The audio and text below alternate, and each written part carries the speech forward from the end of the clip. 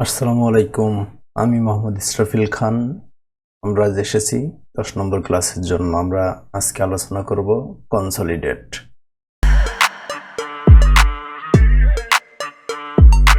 দেখুন, আমরা একটা শিট নিয়েছি। এখানে আমরা ডাটা নিয়েছি। এখানে শিট 1, শিট 2, শিট 3 নিয়েছি।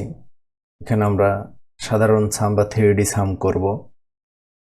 এখানে সাম করব পজিশন অনুযায়ী, পজিশন চেঞ্জ করে এবং লিঙ্ক করেও আমরা চেঞ্জ করেও এখানে ক্যালকুলেশন করব। এখানে দেখুন, আমরা দেখতে পাচ্ছি যে আমরা 7 দিনের একটা আনুমানিক হিসেব নিয়েছি।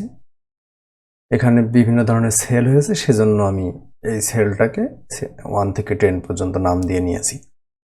এখন শিট 2তেও ঠিক সেম, শিট 3তেও সেম, শুধুমাত্র এখানে সংখ্যার চেঞ্জ আছে।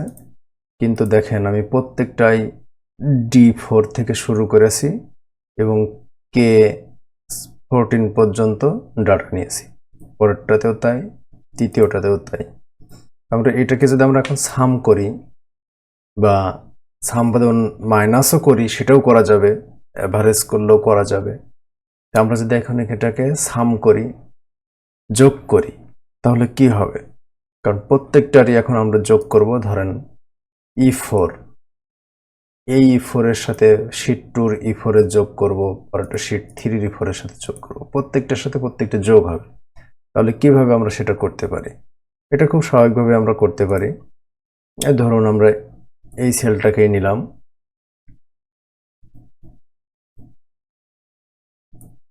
এখানে আমরা লিখলাম সমান সমান সাম ফার্স্ট ব্র্যাকেট শিট 1 এ যে এটাতে ক্লিক করলাম, করে আমরা এখন যদি শিফট প্রেস করে শিট 3 তে চলে আসি, তাহলে অটোমেটিক সবগুলো শিটেরই ওই কলামটা সিলেক্ট হয়ে যাবে।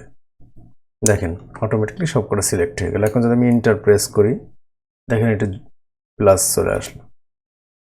তাহলে দেখুন 72 হয়েছে। আসলে সঠিক কিনা? প্রথমটাই 50, পরেরটাই 12, 62, পরেরটাই 10, 72, তার মানে সঠিক।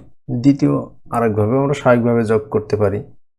যেমন ধরুন, এটা ডিলিট করে দিলাম, এখানে সমান সমান সাম ফার্স্ট ব্র্যাকেট এই শিটের এটা নিতে পারি, কমা পরের শিটের এই ঘর নিতে পারি, কমা তারপরের শিটের আবার সেম কলামটা নিতে পারি, ব্র্যাকেট ক্লোজ করে এন্টার প্রেস করলাম। দেখুন তবুও চলে আসলো। এই ক্ষেত্রে প্রত্যেকটা ঘরের জন্য করা লাগছে, কিন্তু এখানে যদি শিট 1 থেকে 10টা থাকতো তাহলে বারবার করাটা খুবই জটিল। সেজন্য আমরা প্রথম শিটটা নিয়ে পরেরটা শিফট প্রেস করে একা লাস্টের শিটে যাব, তাহলে প্রত্যেকটারই ওই ঘরটা সিলেক্ট হয়ে যাবে। তো সেক্ষেত্রে আমরা এটা আবার ডিলিট করে দিলাম, দিয়ে আমরা সঠিক নিয়মে গেলাম। সমান সমান সাম ফার্স্ট ব্র্যাকেট শুরু শিট 1, এই কলাম সিলেক্ট করলাম, শিফট প্রেস করে যতদূর কলাম যোগ করব সেই পর্যন্ত ক্লিক করলাম, শিট 3 তে প্রেস করলাম, এন্টার প্রেস করলাম, 72। আমরা দেখেছি যে অলরেডি 3টে যোগ করে 72। এখন এখানে আমরা দেখে নেব পরপর কয়টা ঘর আছে, 1 2 3 4 5 6 7, 7টা। তাহলে আমরা এখানে পরপর 7টা নিয়ে নিব, 2 3 4 5 6 7, তার মানে এই 7টা এখন যোগ হয়ে যাবে। এবং নিচেই ছিল 10টা, তাহলে আমরা নিচে আবার 10টা নিয়ে নিতে পারি।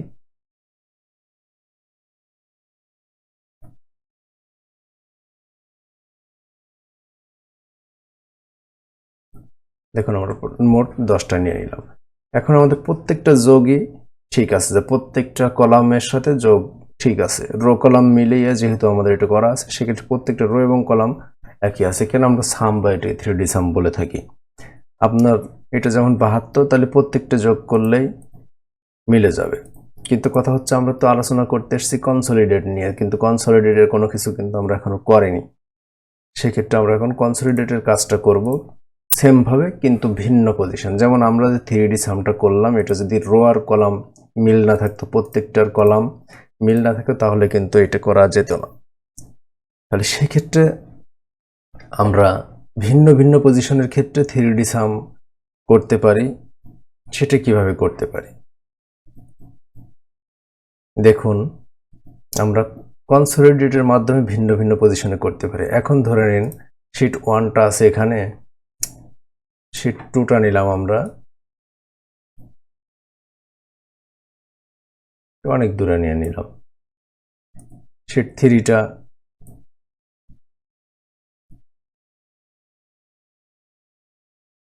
জাস্ট নিচেই নিলাম, মানে 3 জায়গা, একটার প্রত্যেকটার অবস্থান ভিন্ন ভিন্ন, অতএব কারোটার সাথে কারোটা মিলবে না।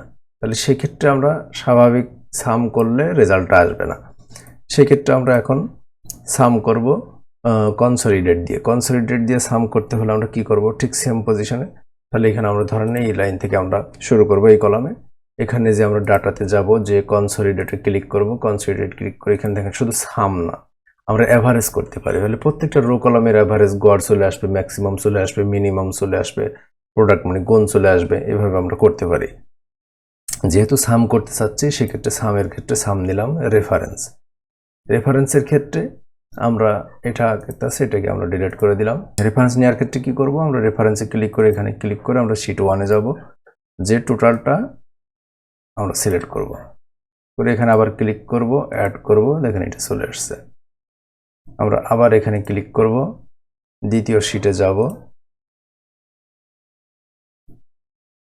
আবার অ্যাড করব, দ্বিতীয়টা চলে আসছে। ঠিক আমরা আবার তৃতীয়টা নিব, তৃতীয় শিটে যাব,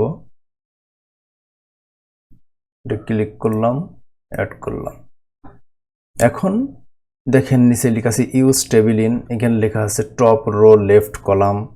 তাহলে টপ রো এবং লেফট কলাম সিলেক্ট করলাম, করে জাস্ট ওকে প্রেস করে দিলাম। দেখেন ওই জিনিসটা আবার চলে আসছে, যেটা ভিন্ন ভিন্ন পজিশনে ছিল, রো কলামের কোনো মিল ছিল না, কিন্তু আমরা ঠিকই 3D সামটা করতে পারলাম। অর্থাৎ 3D সাম যদি ভিন্ন কোনো লোকেশনের জন্য করতে হয় সেক্ষেত্রে অবশ্যই আপনাকে কনসলিডেটের মাধ্যমে করতে হয়। আপনারা নিঃসন্দেহে বুঝতে পেরেছেন। দেখেন এখন মিলে গেছে, এটা যেমন 72 ছিল 3D সামে, দেখেন এইটার ক্ষেত্রে এখন আর মিল নেই, কারণ হচ্ছে ওখানে রো এবং কলাম সরে গেছে, সে কারণে ওইটা আর কোনো মিল নেই। এখন দেখেন এখানে যেহেতু সাম করলাম তিনটারই, তাহলে ভ্যালু যদি একটু চেঞ্জ করি তাহলে তো এখানেও চেঞ্জ হয়ে যাওয়ার কথা, কিন্তু চেঞ্জ হবে না। দেখে নেন প্রথম শিটে 50 কেজি দেখান, আমি 40 করি, তাহলে তো স্বাভাবিকভাবেই যোগ করলে কত হয়, 40 আর 12 52 আর 10 হয় 62, কিন্তু অ্যাকচুয়ালি দেখেন এখানে 72 রয়েছে, কিন্তু 62 হয়ে যাওয়ার কথা, কিন্তু সেটা হয়নি, কিন্তু অ্যাকচুয়ালি হয়ে যাওয়ার কথা। এখন সেটা কিভাবে করতে পারি, সেটা আমরা করতে পারি লিঙ্কস টু সোর্সের মাধ্যমে। ঠিক সেমভাবে দেখেন, সেমভাবে আমি আবার একটা কলাম নিলাম, নিয়ে আমি আবার কনসলিডেটে গেলাম, যে আমরা আবার যেহেতু যোগই করব তাহলে সাম থাকলে রেফারেন্সে ঠিকভাবে দেখেন, আবার সেমভাবে শিট 1টা নিলাম, সেমভাবে শিট 2 নিব,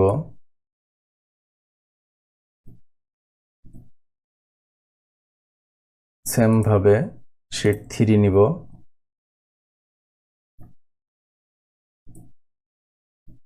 এইবার দেখেন টপ রো লেফট কলাম সাথে ক্রিয়েট লিঙ্ক টু সোর্স, এখানে আমরা একটা লিঙ্ক করে দিব যে প্রিভিয়াস যে শিটগুলো নিয়ে আমরা কাজ করতেছি সেটা যোগ হোক, বিয়োগ হোক, গড় হোক, যেটাই হোক, অতএব ওখান থেকে চেঞ্জ করলে এখানে সেই চেঞ্জটা চলে আসবে। এখন দেখেন এখানে ওকে প্রেস করলাম, ঠিক সেমভাবে সবগুলোই আবার চলে এসছে, কিন্তু এখানে 62 হয়ে গেছে। কারণটা কি, কারণ আমি এখানে 10 কমাই দিয়েছিলাম প্রথম শিটে।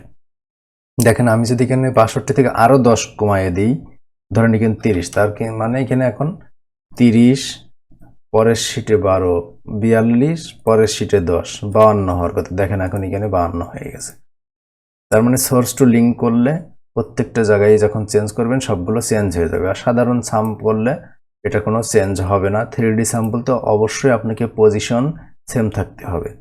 আমরা শুধু সাম করলাম, বাট আমরা যদি এখন সাম বাদে যদি কোনো একটা অ্যাভারেজ করে থাকি তাহলে দেখেন কি হয়, আমরা এখানে একটা অ্যাভারেজ করব, অ্যাভারেজ মানে গড় করব। দেখেন গড় করলেও আমরা এখানে করতে পারবো। জাস্ট আমরা এই কলামটা নিলাম, কনসলিডেটে ক্লিক করলাম, এখানে আমরা এখন অ্যাভারেজ সিলেক্ট করব গড়। রেফারেন্স ক্লিক করলাম, শিট 1-এ গেলাম, আবার সেমভাবে শিট নিলাম, দ্বিতীয় শিটে গেলাম,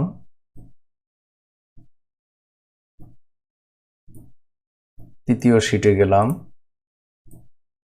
তৃতীয় শিট প্রেস করলাম, অ্যাড করলাম, আবার দেখেন এটাকে এখন আবার দিলে অটোমেটিক সাম হয়ে যাবে, আর একবারে ক্রিয়েট লিঙ্ক করে দিলাম, তাহলে ওকে প্রেস করে দিলাম।